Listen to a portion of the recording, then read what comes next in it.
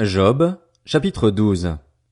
Job prit la parole et dit, On dirait, en vérité, que vous représentez tout le genre humain et que la sagesse mourra avec vous.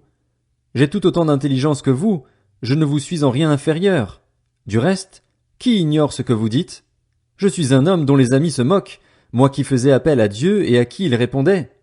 Le juste, l'homme intègre, un objet de moquerie. Il faut mépriser le malheur. Telle est la devise des hommes heureux. Le mépris, voilà ce qu'il réserve à ceux dont le pied trébuche. La tranquillité règne sous les tentes des pillards, la sécurité chez ceux qui provoquent Dieu, chez celui qui se fait un Dieu de sa force. Mais interroge donc les bêtes et elles t'enseigneront, les oiseaux et ils te l'apprendront, ou parle à la terre et elle t'enseignera, et les poissons de la mer te le raconteront. Qui ne reconnaît pas, chez eux, la preuve que c'est la main de l'Éternel qui a fait tout cela?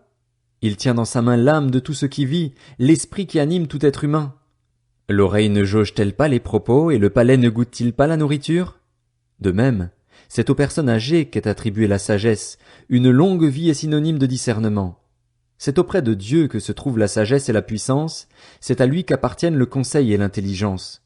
Ce qui l'abat ne sera pas reconstruit, l'homme qui l'enferme ne sera pas relâché.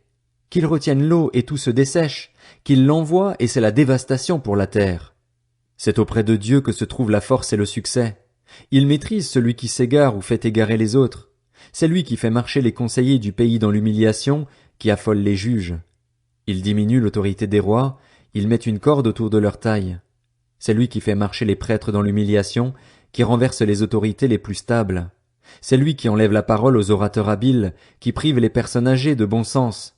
C'est lui qui déverse le mépris sur les grands, qui prive de leurs aptitudes les hommes forts.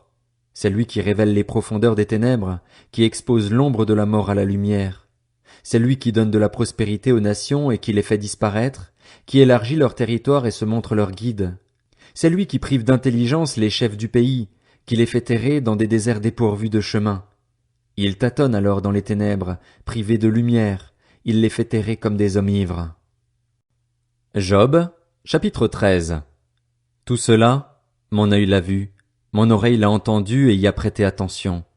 Ce que vous savez, je le sais moi aussi, je ne vous suis en rien inférieur. Seulement moi, c'est au Tout-Puissant que je parlerai, je veux plaider ma cause devant Dieu. Quant à vous, vous étalez des mensonges, vous êtes tous des médecins sans valeur. Si seulement vous aviez gardé le silence, vous seriez passés pour des hommes sages. Écoutez donc mon argumentation, soyez attentifs à ma plaidoirie. Lancerez-vous des affirmations injustes pour défendre Dieu, pour le soutenir, alléguerez-vous des faussetés? Allez-vous faire preuve de partialité en sa faveur, si vous plaidez pour lui? S'il vous examine, vous approuvera-t-il, ou le tromperez-vous comme on trompe un homme? À coup sûr, il vous le reprochera, si vous faites, même secrètement, preuve de partialité en sa faveur. Sa majesté ne devrait-elle pas vous épouvanter? La terreur qu'il inspire ne devrait-elle pas s'abattre sur vous?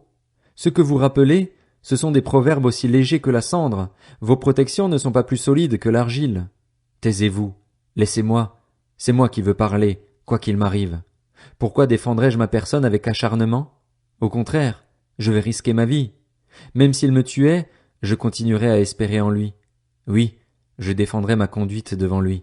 Cela même peut servir à mon salut, car aucun impie n'ose se montrer en sa présence. Écoutez attentivement mon propos, prêtez l'oreille à mon explication. Me voici prêt à défendre ma cause, je sais que j'ai raison. Qui plaidera contre moi? Alors je me tairai en effet et j'expirerai. Seulement, accorde-moi 2 faveurs et je ne me cacherai pas loin de toi. Éloigne ta main de moi et que tes terreurs ne me tourmentent plus. Puis appelle et moi je répondrai, ou alors je parlerai et tu me feras entendre une réponse. Quel est le nombre de mes fautes et de mes péchés? Fais-moi connaître mes transgressions et mes péchés. Pourquoi caches-tu ton visage et me prends-tu pour ton ennemi? Veux-tu faire trembler une feuille agitée? Veux-tu poursuivre une paille toute desséchée? En effet, tu écris contre moi des paroles amères, tu me fais payer les fautes de ma jeunesse. Tu mets mes pieds dans des entraves, tu surveilles tous mes mouvements, tu suis de près les traces de mes pas. Pourtant, l'homme tombe en pourriture, comme un habit rongé par des mites. Job, chapitre 14. L'être humain naît de la femme. Sa vie est courte mais pleine d'agitation. Il pousse comme une fleur, puis il se flétrit. Il s'enfuit comme une ombre, sans résister. Pourtant c'est sur lui que tu as l'œil ouvert, et tu me fais aller en justice avec toi. Qui fera sortir le pur de l'impur? Personne. Si les jours de l'homme sont fixés, si tu as déterminé le nombre de ses mois, si tu en as marqué les limites qu'il ne peut franchir, détourne les regards de lui et accorde-lui du répit pour qu'il ait au moins la joie du salarié à la fin de sa journée. En effet, pour un arbre il y a de l'espérance. Quand on le coupe, il repousse et il produit encore des rejetons. Même si sa racine a vieilli dans la terre et que son tronc meurt dans la poussière, il reverdit à l'approche de l'eau, il développe des branches comme une jeune plante. Quant à l'homme, il meurt et il reste inerte. Quand l'être humain expire, où est-il? L'eau de la mer se retire, les fleuves arrêtent de couler et deviennent tout secs. De la même manière, l'homme se couche pour ne plus se relever. Il ne se réveillera pas tant que le ciel subsistera, il ne sortira pas de son sommeil. Si seulement tu voulais me cacher dans le séjour des morts, m'y tenir à l'abri jusqu'à ce que ta colère soit passée, tu me fixerais un délai, puis tu te souviendrais de moi. Mais si l'homme meurt, revivra-t-il? Si tel était le cas, je garderais l'espoir, pendant toute ma vie de lutte, que ma situation vienne à changer. Tu appellerais et moi, je te répondrais. Ton désir serait résolument tourné vers ta créature. Alors que maintenant tu comptes mes pas, tu n'aurais plus l'œil sur mes péchés. Tu enfermerais ma transgression dans un sac et tu blanchirais ma faute.